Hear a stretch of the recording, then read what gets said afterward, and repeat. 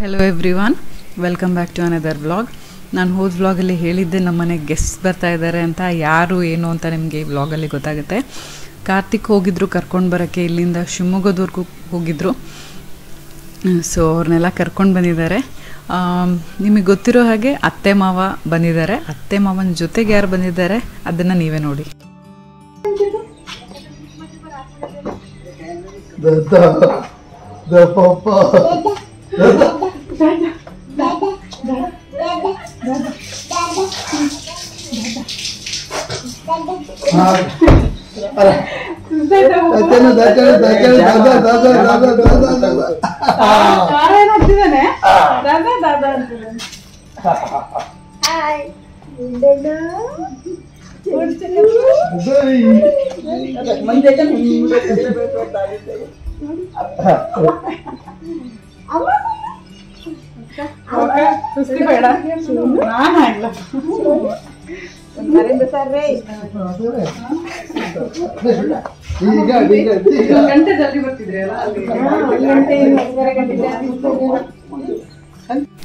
ತಮಿಳ್ನಾಡಿಗೆ ಕರ್ನಾಟಕದಿಂದ ಬರಬೇಕು ಅಂದರೆ, ನಮ್ಮ ಊರಿಗೆ ಬರಬೇಕು ಅಂದರೆ ಸತ್ಯಮಂಗಳಂಗೂ ಮುಂಚೆ ಘಾಟ್ ಸೆಕ್ಷನ್ ಸಿಗುತ್ತೆ, ದಿಂಬಂ ಘಾಟ್.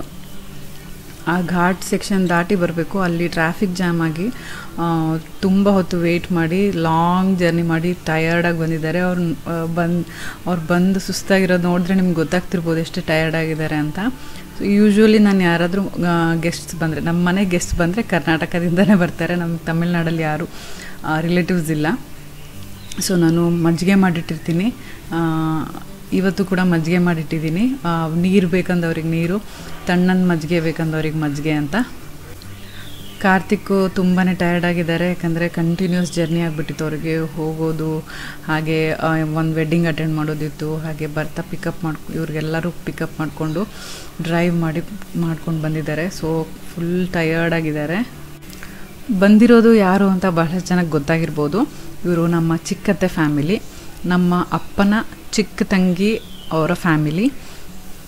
ಎಂಟೈರ್ ಫ್ಯಾಮಿಲಿ ಇನ್ನೂ ಬಂದಿಲ್ಲ. ಜಸ್ಟ್ ಇವತ್ತು ಚಿಕ್ಕತ್ತೆ ಮತ್ತು ಅವ್ರ ಮಗಳು, ಚಿಕ್ಕ ಮಗಳು ಬಂದಿದ್ದಾರೆ ಅಷ್ಟೇ. ಅವರ ದೊಡ್ಡ ಮಗಳು, ಅಳಿಯ, ಅವ್ರ ಮೊಮ್ಮಕ್ಕಳು ಮತ್ತು ಮಾವ, ಚಿಕ್ಕ ಮಾವ ಎಲ್ಲರೂ ಬರೋದು ಬಾಕಿ ಇದ್ದಾರೆ. ಸೊ ಸದ್ಯಕ್ಕೆ ಇಷ್ಟು ಜನ ಬಂದಿದ್ದಾರೆ. ಇನ್ನು ಮಿಕ್ಕಿರೋರೆಲ್ಲ ಬೆಂಗಳೂರಿಂದ ಬರ್ತಾರೆ. ಇವರು ಇಷ್ಟು ಜನ ಶಿವಮೊಗ್ಗದಿಂದ ಬಂದಿದ್ದು.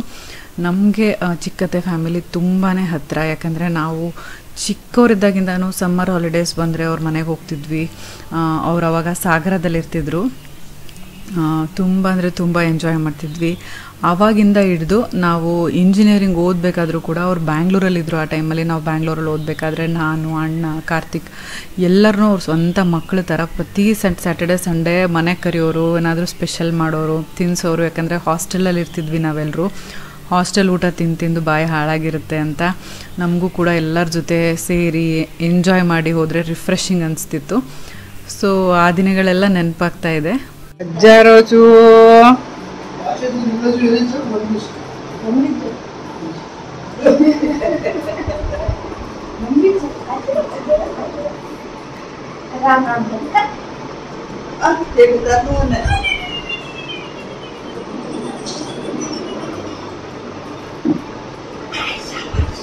अर्पिता कार्तिक कराचा करना असणार से सुनी वो उजड़ा है ना या मसे जड़े उसे ये चली ठीक है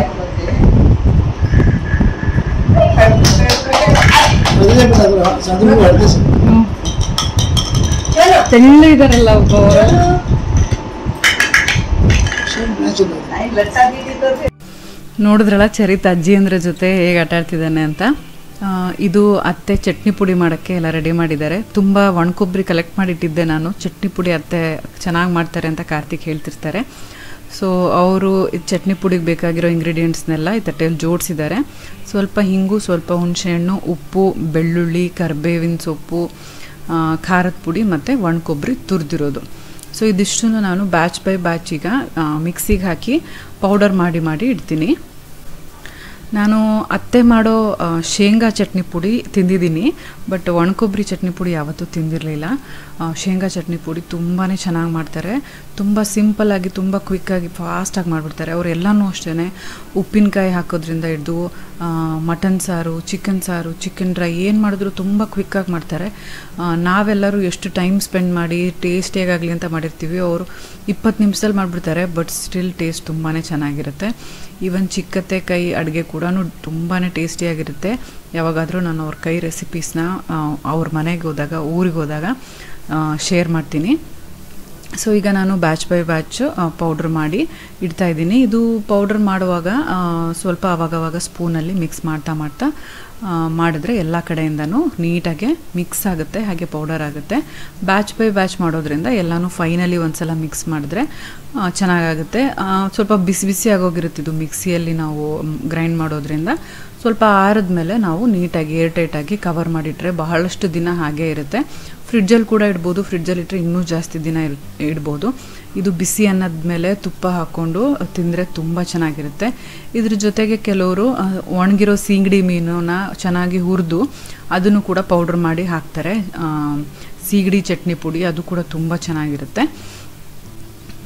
ಊರಿಂದ ಉಪ್ಪಿನಕಾಯಿ ಹಾಕೋದಕ್ಕೆ ಅಂತ ಮಾವಿನಕಾಯಿ ತಂದಿದ್ರು. ಸೊ ಅದನ್ನೆಲ್ಲ ಚಿಕ್ಕತ್ತೆ ಕೂತ್ಕೊಂಡು ಎಲ್ಲ ಹೆಚ್ಚಿಕೊಟ್ಟಿದ್ದಾರೆ. ಈಗ ನಮ್ಮತ್ತೆ ಅಂದರೆ ನನಗೆ ದೊಡ್ಡತ್ತೆ, ಅವರು ಎಲ್ಲರಿಗಿಂತ ದೊಡ್ಡತ್ತೆಲ್ಲ. ನನಗೆ ಟೋಟಲ್ 5 ಜನ ಅತ್ತೆದರಿದ್ದಾರೆ. ಇವರೆಲ್ಲರಿಗಿಂತ ಚಿಕ್ಕವರು. ಅಪ್ಪನ ಕೊನೆ 2 ತಂಗಿದಿರು ಇವರು, ಕಾರ್ತಿಕ್ ಅವ್ರ ಅಮ್ಮ ಮತ್ತು ಈ ಚಿಕ್ಕತ್ತೆ ಅಂತೇನು ಹೇಳ್ತೀನಿ ಅವರು. ಸೊ ಈಗ ಇದಕ್ಕೆ ಉಪ್ಪು ಹಾಕಿದ್ಮೇಲೆ ಮೆಂತೆ ಮತ್ತು ಸಾಸಿವೆ ಎರಡೂ ಪೌಡ್ರ್ ಮಾಡಿರೋದನ್ನ ಹಾಕ್ತಿದ್ದಾರೆ. ಹಾಗೆ ಅರಿಶಿನ ಹಾಕಿದ್ದಾರೆ, ಒಂದಷ್ಟು ಖಾರದ ಪುಡಿ ಹಾಕ್ತಿದ್ದಾರೆ. ಇದೆಲ್ಲ ನೀವು ಟೇಸ್ಟ್ ನೋಡಿಕೊಂಡು ಹಾಕಬೇಕು. ಫಸ್ಟಿಗೆ ನೀವು ಹಿಡಿಯಷ್ಟು ನೋಡಿ ಎಷ್ಟು ಕ್ವಾಂಟಿಟಿ ಮಾವಿನಕಾಯಿ ಇದೆ ನೋಡ್ಕೊಂಡು ಹಾಕಿ ಮಿಕ್ಸ್ ಮಾಡಿದ್ಮೇಲೆ ನೀವು ಟೇಸ್ಟ್ ಮಾಡಿ ನೋಡಿದ್ರೆ ನಿಮಗೆ ಗೊತ್ತಾಗುತ್ತೆ. ಹಾಗೆ ಕಲರ್ ನೋಡಿದ್ರೂ ಕೂಡ ನಿಮಗೆ ಗೊತ್ತಾಗುತ್ತೆ ಇನ್ನೂ ಬೇಕಾ ಬೇಡವಾ ಅಂತ. ಅದು ನೋಡಿಕೊಂಡು ಮತ್ತೆ ಆ್ಯಡ್ ಮಾಡ್ಕೋಬೋದು. ಈಗ ಇದು ಎಷ್ಟು ಡ್ರೈ ಅನಿಸ್ತಿರ್ಬೋದು, ಬಟ್ ಮಿಕ್ಸ್ ಮಾಡ್ತಾ ಉಪ್ಪು ಮಾವಿನಕಾಯಿ ಜೊತೆ ಮಿಕ್ಸ್ ಆಗಿದ ತಕ್ಷಣ ಮಾವಿನಕಾಯಿಂದ ನೀರು ಬಿಟ್ಕೊಳ್ಳೋಕೆ ಸ್ಟಾರ್ಟ್ ಆಗಿ ಚೆನ್ನಾಗೆಲ್ಲ ಹೊಂದ್ಕೊಳ್ಳೋಕೆ ಸ್ಟಾರ್ಟ್ ಆಗುತ್ತೆ. ಇದಕ್ಕೆ ಫೈನಲ್ ಆಗಿ ಒಗ್ಗರಣೆ ಹಾಕೋದಕ್ಕೆ ಅಂತ ಎಣ್ಣೆನ ಕಾಯಿಸ್ಬಿಟ್ಟು ಬೆಳ್ಳುಳ್ಳಿ ಹಾಕಿ ಫ್ರೈ ಮಾಡಿ ಇಟ್ಕೊಂಡಿದ್ದಾರೆ. ಅದನ್ನು ಈ ಮಿಕ್ಸ್ಚರ್ಗೆ ಹಾಕಿ ಮಿಕ್ಸ್ ಮಾಡಿದ್ರೆ ಆಯಿತು. ಫೈನಲಿ ಎಲ್ಲನೂ ರೆಡಿಯಾಗಿ ಹೋಗುತ್ತೆ. ಈ ಉಪ್ಪಿನಕಾಯಿ ಹಾಕಿದ ತಕ್ಷಣ ತಿಂದರೂ ಕೂಡ ಚೆನ್ನಾಗಿರುತ್ತೆ. ಇನ್ಸ್ಟೆಂಟ್ ಉಪ್ಪಿನಕಾಯಿ ಅಂತಲೇ ಹೇಳ್ಬೋದು. ಹಾಗೆ ಇಟ್ಟು ತಿಂದರೂ ಕೂಡ ಇನ್ನೂ ಟೇಸ್ಟ್ ಜಾಸ್ತಿನೇ ಆಗ್ತಾ ಹೋಗುತ್ತೆ. ಇದು ವರ್ಷಾನುಗಟ್ಟಲೆ ಹೊರಗಡೆನೇ ಇಟ್ಟು ತಿಂತಾರಲ್ಲ, ಆ ಉಪ್ಪಿನಕಾಯಿ ಅಲ್ಲ ಇದು ಇನ್ಸ್ಟೆಂಟ್ ಉಪ್ಪಿನಕಾಯಿ. ಫ್ರಿಡ್ಜಲ್ಲಿ ಇಟ್ರೇ ಬೆಟರು. ಎಲ್ಲ ಹಸಿದೇ ಪೌಡ್ರ್ ಮಾಡಿ ಹಾಕಿರೋದ್ರಿಂದ ಇದು ಫ್ರಿಡ್ಜಲ್ಲಿ ಇಟ್ಕೊಂಡು ತಿಂದರೆ ಬಹಳಷ್ಟು ದಿನ ಬಾಳಿಕೆ ಬರುತ್ತೆ. ಹೊರಗಡೆ ಇಟ್ಟರೆ ಭೂಷಣ ಬರೋ ಚಾನ್ಸಸ್ ಜಾಸ್ತಿ ಇರುತ್ತೆ. ಸೊ ನೋಡಿರ್ಬೋದು, ಈಗ ಎಲ್ಲನೂ ಉಪ್ಪಿನಕಾಯಿ ರೆಡಿಯಾಗಿದೆ. ನಾವು ಎಲ್ಲರ ಮನೆಗೂ ಸ್ವಲ್ಪ ಡಿವೈಡ್ ಮಾಡ್ಕೊಳ್ಳೋಣ ಅಂತ ಸ್ವಲ್ಪ ಜಾಸ್ತಿನೇ ಮಾಡಿದ್ದೀವಿ. ಎಸ್ಪೆಷಲಿ ಕಾರ್ತಿಕಿಗೆ ಮಾವಿನಕಾಯಿ ಉಪ್ಪಿನಕಾಯಿ ತುಂಬ ಇಷ್ಟ. ಸೊ ಇಲ್ಲೇ ಜಾಸ್ತಿ ಇಟ್ಟು ಹೋಗ್ತಾರೆ. ಎಲ್ಲದಕ್ಕೂ ನೆಂಚ್ಕೋತಾರೆ ಅವರು. ಬಿರಿಯಾನಿಗೂ ನೆಂಚ್ಕೋತಾರೆ, ಫಿಶ್ ಫ್ರೈ ಇದ್ರೂ ನೆಂಚ್ಕೋತಾರೆ. ಏನೇ ಇದ್ದರೂ ಉಪ್ಪಿನಕಾಯಿ ಇರಬೇಕು ಅವ್ರಿಗೆ ಸೈಡಿಗೆ. ಸೊ ಟ್ರೈ ಮಾಡಿ ನೋಡಿ ಈ ಉಪ್ಪಿನಕಾಯಿ ರೆಸಿಪಿ, ಕಮೆಂಟ್ಸಲ್ಲಿ ತಿಳಿಸಿ. ಈಗ ನಾವು ಡಿನ್ನರ್ಗೆ ಹೊರಗೆ ಕರ್ಕೊಂಡು ಬಂದಿದ್ದೀವಿ. ಇಬ್ಬರು ಅತ್ತೆದಿರ್ಗೂ ಫಿಶ್ ಅಂದರೆ ಬಹಳ ಇಷ್ಟ. ಸೊ ಫಿಶ್ ಎಲ್ಲಿ ಫೇಮಸ್ ಅಂತ ನಾವು ನೋಡ್ಕೊಂಡು ಇಟ್ಕೊಂಡಿದ್ವಿ. ಯಾಕೆಂದರೆ ಅವ್ರು ಬಂದಾಗ ಕರ್ಕೊಂಡು ಹೋಗಲೇಬೇಕು ಅಂತ. ನಾವೆಲ್ಲಾದರೂ ಹೋದರೆ ಇದು ಮಾವನ ಫೇವ್ರೇಟು, ಸೊ ಮಾವ ಬಂದಾಗ ಕರ್ಕೊಂಡು ಬರಬೇಕು. ಇದು ಅತ್ತೆ ಫೇವ್ರೇಟು, ಅತ್ತೆ ಬಂದಾಗ ಕರ್ಕೊಂಡು ಬರಬೇಕು. ಅಥವಾ ನಮ್ಮ ಅಕ್ಕ ಕಾಣಿಸ್ತಿದಾರಲ್ಲ ನಿಮಗೆ, ಪಾವನ ಅಕ್ಕ, ಸೊ ಅವ್ರು ಬಂದರೆ ಅವ್ರಿಗಿಲ್ಲಿ ಕರ್ಕೊಂಡು ಬರಬೇಕು. ಹೀಗೆಲ್ಲ ನಾವು ಪ್ಲ್ಯಾನ್ ಮಾಡ್ಕೊಂಡಿರ್ತಿದ್ವಿ. ಸೊ ಅವ್ರವ್ರ ಫೇವ್ರೇಟ್ಸ್ನ ತರಿಸಿದ್ದೀವಿ. ಪ್ರಾನ್ಸ್ ಕೂಡ ಎಲ್ರಿಗೂ ಇಷ್ಟ, ಅತ್ತೆ, ಚಿಕ್ಕತ್ತೆ, ಪಾವಕ್ಕ, ನನಗೆ ಎಲ್ರಿಗೂ. ಬಟ್ ಮಾವ ಮತ್ತು ಕಾರ್ತಿಕ್ ಪ್ರಾನ್ಸು, ಫಿಶ್ ಅಷ್ಟು ಇಷ್ಟಪಡೋದಿಲ್ಲ. ಅವರು ಚಿಕನ್ ತರಿಸ್ಕೊಂಡಿದ್ದಾರೆ. ಸೊ ಇಲ್ಲಿ ಬಂದು ನಾವು ಎಂಜಾಯ್ ಮಾಡಿದ್ವಿ. ಇದು ನಾವು ಬಂದಿರೋ ಹೋಟೆಲ್ ಹೆಸರು ದ ಬೇ ಗ್ರಿಲ್ ಅಂತ, ತಿರುಪೂರಲ್ಲಿ. ಎಲ್ಲ ಥರ ಐಟಮ್ಸು ತುಂಬಾ ಟೇಸ್ಟಿಯಾಗಿರುತ್ತೆ, ತುಂಬ ಚೆನ್ನಾಗಿರುತ್ತೆ. ಫಿಶಲ್ಲಿ ಜಸ್ಟ್ ಫಿಶ್ ಫ್ರೈ ಅಲ್ದಲೇ fish manchurian, fish chilli, fish kebab, fish tikka, ಈ ಥರ ಡಿಫ್ರೆಂಟ್ ಫಿಶ್ ಐಟಮ್ಸ್ ಸಿಗುತ್ತೆ. ಎಲ್ಲ ಬೋನ್ಲೆಸ್ ಆಗಿರುತ್ತೆ, ಒಂಚೂರು ಮುಳ್ಳಿರೋದಿಲ್ಲ. ನನಗೂ ಕಾರ್ತಿಕ್ಕಿಗೂ ಮುಳ್ಳಿರೋ ಫಿಶ್ ಅಷ್ಟು ಇಷ್ಟ ಆಗಲ್ಲ. ಸೊ ಇಲ್ಲಿ ಬಂದು ನಾವು ಹುಡ್ಕೊಂಡಿದ್ದೀವಿ ಮುಳ್ಳಿಲ್ದಿರೋ ಫಿಶ್ಶು ಸಿಗುತ್ತೆ ಚೆನ್ನಾಗಿ ಅಂತ. ಸೊ ಎಂಜಾಯ್ ಮಾಡಿ ಡಿನ್ನರ್ನ ನಾವು ವಾಪಸ್ ಹೊರಡ್ತಾ ಇದ್ದೀವಿ. ಬೈ ದ ವೇ, ನಾವು ಕಾರ್ ತೊಗೊಂಡಾಗಿಂದ ಕಾರ್ ನಮ್ಮ ಹತ್ರ ಸಿಕ್ಕೇ ಇರಲಿಲ್ಲ, ಊರಲ್ಲೇ ಇತ್ತು. ಸೊ ಫೈನಲಿ ಕಾರ್ ನಮ್ಮ ಹತ್ರ ಬಂದಿದೆ. ಸೊ ಹೇಗಿದೆ ನಮ್ಮ ಹೊಸ ಕಾರು ಅಂತ ಕಮೆಂಟ್ಸಲ್ಲಿ ತಿಳಿಸಿ.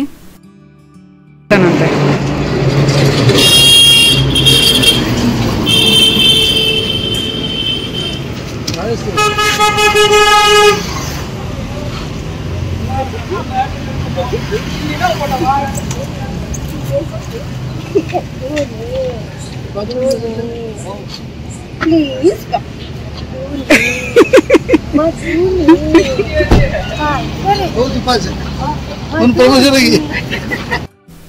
ನಾವು ಇದಕ್ಕೂ ಮುಂಚೆ ಇದ್ದಿದ್ದು ಊರಿಗೆ ನಮ್ಮ ಚಿಕ್ಕತ್ತೆ ಬಂದು ಹೋಗಿದ್ರು ಅತ್ತೆ ಜೊತೆಗೆ. ನಿಮ್ಗೆ ನೆನಪಿದೆಯೇನೋ ನಮ್ಮ ದೊಡ್ಡಮ್ಮ ಅವರೆಲ್ಲ ಬಂದಾಗ. ಬಟ್ ಫುಲ್ ಫ್ಯಾಮಿಲಿ ಇದೆ, ಫಸ್ಟ್ ಟೈಮ್ ಬರ್ತಿರೋದು. ನಮಗಂತೂ ತುಂಬ ಎಕ್ಸೈಟ್ಮೆಂಟು. ಈ ಥರ ಆಪರ್ಚುನಿಟಿ ಸಿಗೋದೇ ಕಷ್ಟ. ಸೊ ಸಿಕ್ಕಿದೆ. ಅವ್ರಿಗೆಲ್ರಿಗೋಸ್ಕರ ನಾವು ಬಟ್ಟೆ ತೊಗೊಳ್ಳೋಣ ಅಂತ ಯಾವ್ದು ಯಾರ್ಯಾರು ಸೈಜ್ ಕರೆಕ್ಟಾಗಿ ಗೊತ್ತಿದೆಯೋ ಅದನ್ನೆಲ್ಲ ನಾವು ಆನ್ಲೈನ್ ಆರ್ಡರ್ ಮಾಡಿದ್ವಿ. ಶರ್ಟ್ಸ್ ಎಲ್ಲನೂ ಆನ್ಲೈನ್ ತೊಗೊಳ್ಳೋದೇ ಬೆಟರು, ಯಾಕಂದರೆ ನಮಗೆ ಚಾಯ್ಸಸ್ ತುಂಬ ಜಾಸ್ತಿ ಇರುತ್ತೆ. ಹಾಗೆ ಡಿಸ್ಕೌಂಟೆಡ್ ಪ್ರೈಸ್ಗೂ ಸಿಗುತ್ತೆ. ನಾವು ನೋಡಿ ತೊಗೋಬೋದು ಯಾವ ಸೈಜು ಯಾವಿದು ಅಂತೆಲ್ಲನೂ. ಸೊ ಅದನ್ನೆಲ್ಲ ಕರೆಕ್ಟ್ ಇದೆಯಾ ಸೈಜು, ಈ ಕಲರ್ಸ್ ಎಲ್ಲನೂ ಚೆನ್ನಾಗಿದೆಯಾ ಅಂತ ತೆಗೆದು ನೋಡ್ತಾ ಇದ್ದೀವಿ. ನೆಕ್ಸ್ಟ್ ಡೇ ನಾವು ಎಕ್ಸ್ಪೆಕ್ಟ್ ಮಾಡ್ತಿದ್ದಾಗೆ ಬೆಂಗಳೂರಿಂದ ಚಿಕ್ಕ ಮಾವ ಮತ್ತು ಅವ್ರ ಮಗಳು, ಅಳಿಯ, ಮೊಮ್ಮಕ್ಕಳು ಎಲ್ಲರೂ ಬಂದಿದ್ದಾರೆ. ಇವನು ತುಂಬಾ ತುಂಟ, ಹಾಗೇನೆ ಚೆನ್ನಾಗಿ ಮಾತಾಡ್ತಾನೆ ಕೂಡ. ನಿಮಗೆ ಈ ವ್ಲಾಗಲ್ಲಿ ಅವ್ನು ಮಾತಾಡ್ಸೋದನ್ನು ಕೇಳಿಸ್ತೀನಿ. ಹಾಯ್ ಹಾಯ್ ಲಿಂಡು. ಚೆರ್ರಿ ಚೆರ್ರಿ ಏನ್ ಮಾಡ್ತಿದ್ದಾನೆ? ಇವಾಗ ತಾನೇ ಬಂದಿರೋದ್ರಿಂದ ಇನ್ನೂ ಸ್ವಲ್ಪ ನಾಚಿಕೆ ಥರ ಮಾಡ್ತಿದ್ದಾರೆ. ಬಟ್ ಬೇಗ ಅಡ್ಜಸ್ಟ್ ಆಗಿಬಿಟ್ರು. ಅವರಿಬ್ಬರ ಹೆಸರು, ಮಗನ ಹೆಸರು ಪೂರಬ್ ಅಂತ, ಮಗಳ ಹೆಸರು ಲಿನಿತಾ ಅಂತ. ಚರಿತು ಕೂಡ ಬಂದ ತಕ್ಷಣವೇ ಅವ್ರಿಗೆ ಅಷ್ಟು ಜಲ್ದಿ ಅಡ್ಜಸ್ಟ್ ಆಗಲಿಲ್ಲ. ಸುಮ್ಮನೆ ಅಬ್ಸರ್ವ್ ಮಾಡ್ತಾ ಇದ್ದ. ಆಮೇಲೆ ಅವ್ರ ಜೊತೆಗೆ ಚೆನ್ನಾಗಿ ಆಟ ಆಡೋಕ್ಕೆ ಶುರು ಮಾಡ್ದ.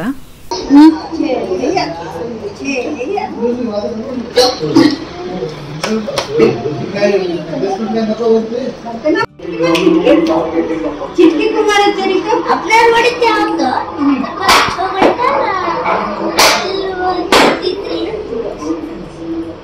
लगंडकी हातेನ. ನೆಕ್ಸ್ಟ್ ಡೇಯಿಂದಾನೆ ನಾವು ಸುತ್ತಾಡಕ್ಕೆ ಕರ್ಕೊಂಡು ಹೋಗೋಕ್ಕೆ ಎಲ್ರಿಗೂ ಪ್ಲ್ಯಾನ್ ಮಾಡಿದ್ವಿ. ರೂಮ್ಸ್ ಕೂಡ ಬುಕ್ ಮಾಡಿದ್ವಿ. ನಾವು ಎಲ್ಲಿಗೆ ಕರ್ಕೊಂಡು ಹೋಗ್ತಿದ್ದೀವಿ ಎಲ್ಲ ನಿಮಗೆ ಗೊತ್ತಾಗುತ್ತೆ. ಬೆಳಗ್ಗೆನೇ ಹೊರಟ್ಬಿಟ್ಟಿದ್ದೀವಿ. ನಾವು ಮನೇಲಿ ಬ್ರೇಕ್ಫಾಸ್ಟ್ ಕೂಡ ಪ್ರಿಪೇರ್ ಮಾಡಲಿಲ್ಲ, ದಾರಿಯಲ್ಲೇ ತಿನ್ಕೊಳ್ಳೋಣ, ಲೇಟ್ ಆಗಿಬಿಡುತ್ತೆ ಅಂತ. ಸೊ ಇಲ್ಲಿ ನಾವು ದಾರಿಯಲ್ಲಿ ಮೇಟುಪಾಳ್ಯಂ ಅನ್ನೋ ಊರಲ್ಲಿ ಅಡ್ಯಾರ್ ಆನಂದ್ ಭವನ್ ಅಂದರೆ A2B ಇದೆ. ಇಲ್ಲಿ ಬ್ರೇಕ್ಫಾಸ್ಟ್ ಮಾಡೋಕ್ಕೆ ಬಂದಿದ್ದೀವಿ. ಇಲ್ಲಿ ಬ್ರೇಕ್ಫಾಸ್ಟ್ ತುಂಬ ಚೆನ್ನಾಗಿರುತ್ತೆ, ಅಥೆಂಟಿಕ್ ಆಗಿರುತ್ತೆ ಎಲ್ಲನೂ. ಇಲ್ಲಿ ಎಲ್ಲ ಭಾಳ ವೆರೈಟೀಸ್ ಕೂಡ ಸಿಗುತ್ತೆ. ಬಹಳಷ್ಟು ಜನ ಇದ್ದಾಗ ಒಬ್ಬೊಬ್ರಿಗೆ ಒಂದೊಂದು ವೆರೈಟಿ ಇಷ್ಟ ಇರುತ್ತೆ. ಸೊ ಜಾಸ್ತಿ ವೆರೈಟಿ ಸಿಗೋ ಹೋಟೆಲ್ ಕರ್ಕೊಂಡು ಬಂದಿದ್ದೀವಿ.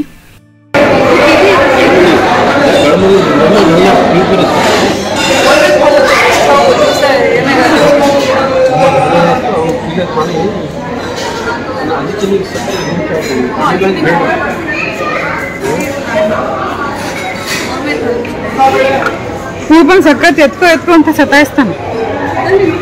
ಸಾರಿ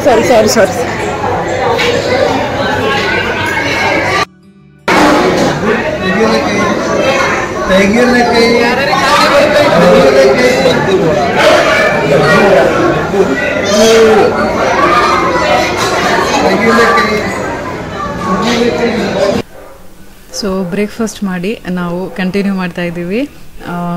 ಪೂರಬ್ ಅಂತೂ ಈ ಕಾರಲ್ಲಿ, ಹೊಸ ಕಾರಲ್ಲಿ ಹೋಗಬೇಕು ಅಂತ ತುಂಬ ಎಕ್ಸೈಟೆಡ್ ಆಗಿ ಬಂದಿದ್ದ. ಸೊ ಈ ಕಾರಲ್ಲಿ ಸನ್ ರೂಫ್, ಮೂನ್ ರೂಫ್ ಕೂಡ ಇದೆ. ಸನ್ ರೂಫಲ್ಲಿ ಯಾವಾಗ ಎದ್ದು ನಿಂತ್ಕೊಳ್ಳೋಣ ಅಂತ ಕಾಯ್ತಾ ಇದ್ದಾನೆ ಎಂಜಾಯ್ ಮಾಡೋದಕ್ಕೆ ಡ್ರೈವ್ನ. ಚರಿತ್ ಕೂಡ ಹಿಂದೆ ಕೂತಿದ್ದಾನೆ ಬೇಬಿ ಕಾರ್ ಸೀಟಲ್ಲಿ, ಅವನು ಕೂಡ ಎಂಜಾಯ್ ಮಾಡ್ತಾ ಇದ್ದಾನೆ. ಇನ್ನೇನು ನಾವು ಎಲ್ಲಿಗೆ ಹೋಗ್ತಾ ಇದ್ದೀವಿ ಅಂತ ರಿವೀಲ್ ಮಾಡ್ತಿದ್ದೀನಿ. ಇಷ್ಟೊತ್ತಿಗೆ ನೀವು ಆಲ್ರೆಡಿ ಗೆಸ್ ಮಾಡಿದರೆ ನನಗೆ ಕಮೆಂಟ್ ಸೆಕ್ಷನಲ್ಲಿ ಈಗಲೇ ಕಮೆಂಟ್ ಮಾಡಿ ತಿಳಿಸಿ. ನಿಮ್ಮ ಗೆಸ್ ಕರೆಕ್ಟಾ ಅಂತ ನಿಮಗೆ ಗೊತ್ತಾಗುತ್ತೆ ಈಗ. ಹೌದು, ಇಲ್ಲಿ ಇದರಲ್ಲಿ ಬಹಳಷ್ಟು ಜನ ಊಟಿ ನೋಡಿರಲಿಲ್ಲ. ಚಿಕ್ಕತ್ತೆ ಮತ್ತು ನಮ್ಮ ಅತ್ತೆ ಮಾವ ನೋಡಿದ್ದಾರೆ, ನಾನು ಕಾರ್ತಿಕ್ ನೋಡಿದ್ದೀವಿ ಬಿಟ್ಟರೆ. ಇನ್ನೆಲ್ರಿಗೂ ಫಸ್ಟ್ ಟೈಮು. ಸೊ ಅವರಿಗೆ ಡೆಫಿನೆಟ್ಲಿ ಊಟಿಗೆ ಕರ್ಕೊಂಡು ಹೋಗಲೇಬೇಕು ಅಂತ ಕರ್ಕೊಂಡು ಬಂದಿದ್ದೀವಿ. ನಾವು ರೀಸೆಂಟ್ಲಿ ಊಟಿಗೆ ಕೂಡ ಹೋಗಿ ಬಂದಿದ್ವಿ, ನೀವು ಆ ವ್ಲಾಗ್ ಕೂಡ ನೋಡಿದ್ದೀರಾ. ಬಟ್ ಕಾರ್ತಿಕ್ಕಿಗೆ ನನಗೆ ಊಟಿ ತುಂಬಾ ಇಷ್ಟ. ಇಲ್ಲಿರೋ ಜಾಗದಲ್ಲಿ ಟೆಂಪ್ರೇಚರ್ 38 ಡಿಗ್ರೀಸ್ ಇರುತ್ತೆ. ಸೊ ಈ ಸೆಕೆಯಿಂದ ದೂರ ಹೋಗೋಕ್ಕೆ ನಾವು ಯಾವಾಗಲೂ ರೆಡಿನೇ ಇರ್ತೀವಿ. ಸೊ ಇದೇ ಆಪರ್ಚುನಿಟಿ ಅವ್ರಿಗೆಲ್ರಿಗೂ ಕರ್ಕೊಂಡು ಹೋಗಿ ತೋರಿಸೋದಕ್ಕೆ. ಸೊ ಫಸ್ಟಿಗೆ ನಾವು ಡೈರೆಕ್ಟಾಗಿ ಗೌರ್ಮೆಂಟ್ ಬೊಟಾನಿಕಲ್ ಗಾರ್ಡನಿಗೆ ಬಂದಿದ್ದೀವಿ. ಇಲ್ಲಿ ಸ್ಯಾಪ್ಲಿಂಗ್ಸ್ ತುಂಬ ಕಡಿಮೆ ಬೆಲೆಗೆ ಹಾಗೆ ಒಳ್ಳೆ ಕ್ವಾಲಿಟಿ ಸ್ಯಾಪ್ಲಿಂಗ್ ಸಿಗುತ್ತೆ ಅಂತ ಅತ್ತೆ ಹೇಳ್ತಿರ್ತಾರೆ. ಲಾಸ್ಟ್ ಟೈಮ್ ಬಂದಾಗ ಕೂಡ ಅತ್ತೆ, ದೊಡ್ಡಮ್ಮ ಎಲ್ಲರೂ ತುಂಬ ತೊಗೊಂಡು ಹೋಗಿದ್ರು ಸ್ಯಾಪ್ಲಿಂಗ್ಸು. ಈ ಸಲ ಕೂಡ ತುಂಬಾ ಶಾಪಿಂಗ್ ಮಾಡ್ಕೊಂಡು ಬಂದಿದ್ದಾರೆ. ಈವನ್ ನಮ್ಮ ಚಿಕ್ಕತ್ತೆ ದೊಡ್ಡ ಮಗಳಿಗೂ ಕೂಡ ಗಾರ್ಡನಿಂಗಲ್ಲೆಲ್ಲ ತುಂಬಾ ಇಂಟ್ರೆಸ್ಟು. ಅವರು ಕೂಡ ತುಂಬ ತೊಗೊಂಡು ಹೋದರು. ನನ್ನ ಔಟ್ಫಿಟ್ ಡೀಟೇಲ್ಸ್ನೆಲ್ಲ ನಾನು ಡಿಸ್ಕ್ರಿಪ್ಷನ್ ಬಾಕ್ಸಲ್ಲಿ ಹಾಕಿರ್ತೀನಿ. ಇದು ಆ್ಯಕ್ಚುಲಿ ನಾನು ವೆಸ್ಟ್ ಸೈಡಲ್ಲಿ ತೊಗೊಂಡಿದ್ದು, ಕೊಯಂಬತ್ತೂರ್ ಬ್ರೂಕ್ಫೀಲ್ಡ್ಸ್ ಮಾಲಲ್ಲಿ ಆ್ಯಂಡ್ ಬ್ರ್ಯಾಂಡಿಂದು. ತುಂಬಾ ಕಂಫರ್ಟೇಬಲು, ತುಂಬಾ ಫ್ಲೋಯಿ, ಸಮ್ಮರಲ್ಲಿ ತುಂಬ ಕಂಫರ್ಟೇಬಲ್ ಆಗಿರುತ್ತೆ. ಈ ಕಡೆ ಮ್ಯಾಕ್ಸಿ ಡ್ರೆಸ್ಸು ಅಲ್ಲ, ಈ ಕಡೆ ಮಿನಿ ಡ್ರೆಸ್ಸು ಅಲ್ಲ, ಆ ಟೈಪ್ ಇದೆ. ತುಂಬ ಡೀಸೆಂಟಾಗಿ ಕೂಡ ಕಾಣುತ್ತೆ, ಯಾರು ಬೇಕಾದರೂ ವೇರ್ ಮಾಡ್ಬೋದು. ನಿಮ್ಮ ಏಜ್ ಏನಿದೆ, ಹಾಗೆಯೇ ವೆಯ್ಟ್ ಏನಿದೆ, ಇದೇನೂ ಮ್ಯಾಟ್ರ್ ಆಗ್ದಲೇ ನೀವು ಕಂಫರ್ಟಬಲಾಗಿ ಕ್ಯಾರಿ ಮಾಡ್ಬೋದು. ನಾನು ಯಾವುದೇ ಹೊಸ ಇಂಟ್ರೆಸ್ಟಿಂಗ್ ಔಟ್ಫಿಟ್ ಹಾಕ್ಕೊಂಡ್ರು ಅದನ್ನು ನಾನು ಈ ನಡುವೆ ಇನ್ಸ್ಟಾಗ್ರಾಮಲ್ಲಿ ಪೋಸ್ಟ್ ಮಾಡ್ತಾ ಇರ್ತೀನಿ, ಡೀಟೇಲ್ಸ್ ಕೇಳ್ತಿರ್ತೀರ ಅಂತ. ಸೊ ನಾನು ಇನ್ಸ್ಟಾಗ್ರಾಮ್ ಲಿಂಕ್ನ ಡಿಸ್ಕ್ರಿಪ್ಷನ್ ಬಾಕ್ಸಲ್ಲಿ ಹಾಕಿರ್ತೀನಿ, ನೀವು ಅಲ್ಲಿ ನನ್ನ ಫಾಲೋ ಮಾಡ್ಬೋದು.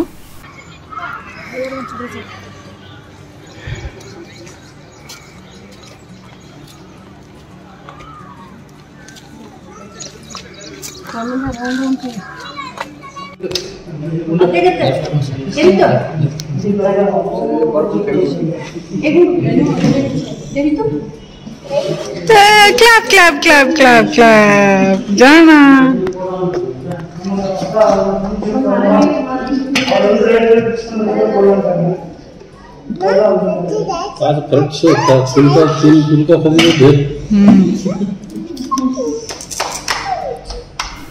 ಊಟಿಯಲ್ಲಿ ಎಲ್ಲೇ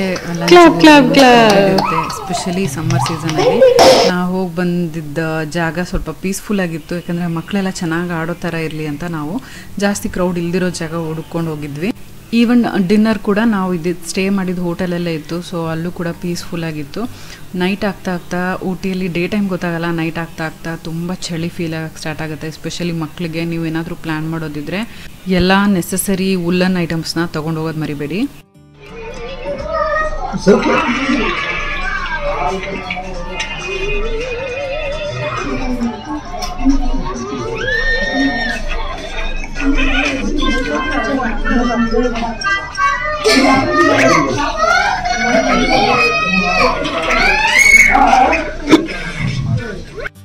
ನಡೆಯುತ್ತೆ 3 ಸಾಬೂನಿನಷ್ಟು. Godrej protect magic hand wash.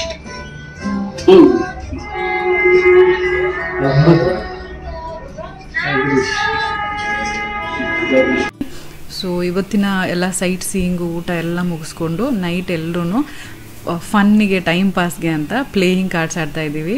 Just ಪಾಯಿಂಟ್ಸ್ಗೋಸ್ಕರ ಅಷ್ಟೇ, ಎಲ್ಲರೂ ಎಂಜಾಯ್ ಮಾಡ್ತಾರೆ. ಆ ಕಡೆ ಪಾವಕ ಮಕ್ಕಳಿಗೆಲ್ಲ ಆಟ ಆಡಿಸ್ತಾ ಇದ್ದಾರೆ. ನಾವೆಲ್ಲರೂ ಮಕ್ಕಳಿದ್ದಾಗ ನಾವು ಭಾಳ ಡಮ್ಶರಾಡ್ಸ್ ಆಡ್ತಾ ಇದ್ವಿ ಟೈಮ್ ಪಾಸ್ ಮಾಡೋಕ್ಕೆ.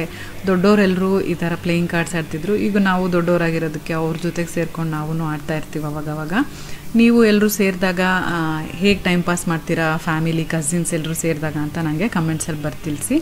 ಇದು ನಾವು ಸ್ಟೇ ಆಗಿದ್ದಿದ್ದು ರೂಮ್ ಹೆಸರು ಹೋಟೆಲ್ ಗೇಲಾರ್ಡ್ ಅಂತ. ತುಂಬ ಸ್ಪೇಷಿಯಸ್ ಆಗಿದೆ. ಒಂದು ರೂಮಲ್ಲಿ 3 ಜನ ಮಲ್ಕೊಳ್ಳೋ ಅಷ್ಟು ವ್ಯವಸ್ಥೆ ಇದೆ, ದೊಡ್ಡದಾಗಿದೆ. ಬಾತ್ರೂಮ್ ಕೂಡ ಕ್ಲೀನಾಗಿ ಕೂಡ ಇತ್ತು. ಈ ಹೋಟೆಲ್ ಡೀಟೇಲ್ಸ್ ಲಿಂಕ್ಸ್ನ ನಾನು ಡಿಸ್ಕ್ರಿಪ್ಷನ್ ಬಾಕ್ಸಲ್ಲಿ ಹಾಕಿರ್ತೀನಿ. ಪೂರ್ತಿ ರೂಮ್ ಟೂರ್ ತೋರಿಸ್ತಿದ್ದೀನಿ, ವಿಡಿಯೋ ನೋಡ್ಕೊಂಡು ಬನ್ನಿ.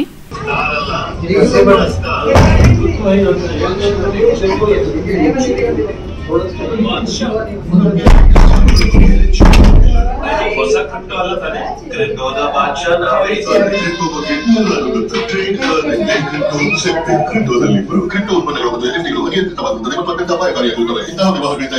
ನಾವು ಮಕ್ಕಳು ಮತ್ತು ಅಡಲ್ಟ್ಸ್ ಎಲ್ಲರೂ ಸೇರಿ ಟೋಟಲ್ 12 ಜನ ಇದ್ವಿ. 3 ರೂಮ್ ಬುಕ್ ಮಾಡಿದ್ವಿ. ಪ್ರತಿ ರೂಮಲ್ಲೂ 4 ಜನಕ್ಕೆ ಆರಾಮಾಗಿ ಕಂಫರ್ಟಬಲ್ ಆಗಿ ಸ್ಟೇ ಮಾಡಿದ್ವಿ. ಇನ್ನೂ ನೆಕ್ಸ್ಟ್ ಡೇಗೆ ಬಹಳ ಪ್ಲ್ಯಾನ್ಸ್ ಹಾಕ್ಕೊಂಡಿದ್ದೀವಿ. ಹಾಗೆ ಅವರು ಹೋಗೋದ್ರೊಳಗೆ ಇನ್ನೂ ಒಂದಷ್ಟು ಜಾಗಗಳಿಗೆ ಹೋಗಿ ಬರಬೇಕು. ಮನೆಯಲ್ಲೂ ಕೂಡ ತುಂಬ ಎಂಜಾಯ್ ಮಾಡಬೇಕಂತೆಲ್ಲ ಪ್ಲ್ಯಾನ್ ಹಾಕ್ಕೊಂಡಿದ್ವಿ. ಅದನ್ನೆಲ್ಲ ನಿಮ್ಮ ಜೊತೆಗೆ ಶೇರ್ ಮಾಡ್ತೀನಿ. ಸೊ ನೆಕ್ಸ್ಟ್ ವ್ಲಾಗ್ಸಿಗೆಲ್ಲ ನೀವು ಕಾಯ್ತಾ ಇರ್ತೀರಾ ಅಂದ್ಕೊಂಡಿದ್ದೀನಿ. ಈ ವ್ಲಾಗ್ ನಿಮ್ಗೆ ಹೇಗೆ ಅನಿಸ್ತು, ಇಷ್ಟ ಆಯಿತಾ ಅಂತ ಕಮೆಂಟ್ಸಲ್ಲಿ ಬರ್ತಿಳಿಸಿ. ಇಷ್ಟ ಆಗಿದ್ದರೆ ಲೈಕ್ ಮಾಡಿ, ಹಾಗೆ ನಿಮ್ಮ ಫ್ರೆಂಡ್ಸ್ ಆ್ಯಂಡ್ ಫ್ಯಾಮಿಲಿ ಜೊತೆ ಕೂಡ ಶೇರ್ ಮಾಡಿ. ನೀವೇನೂ ನಮ್ಮ ಚಾನಲ್ಗೆ ಸಬ್ಸ್ಕ್ರೈಬ್ ಮಾಡದೆ ನೋಡ್ತಾ ಇದ್ದರೆ ಸಬ್ಸ್ಕ್ರೈಬ್ ಮಾಡಿ. ಪಕ್ಕದಲ್ಲಿರೋ ಬೆಲ್ ಐಕನ್ನ ಕ್ಲಿಕ್ ಮಾಡೋದ್ರಿಂದ ನನ್ನ ಎಲ್ಲ ವಿಡಿಯೋ ನೋಟಿಫಿಕೇಷನ್ ನಿಮ್ಮ ಮೊಬೈಲ್ಗೆ ತಕ್ಷಣ ಸಿಗುತ್ತೆ ಅಂತ ಹೇಳ್ತಾ ಈ ವ್ಲಾಗ್ನ ನಾನು ಎಲ್ಲಿಗೆ ಮುಗಿಸ್ತಾ ಇದ್ದೀನಿ. ಸೊ ಪೂರಬಿನ ಆಸೆ ಈಡೇರಿದೆ. ನೀವು ನೋಡ್ತಿರ್ಬೋದು, ಸನ್ ರೂಫಲ್ಲಿ ನಿಂತ್ಕೊಂಡು ಎಂಜಾಯ್ ಮಾಡ್ತಿದ್ದಾನೆ drive. See you all in my next vlog. Till then take care, bye.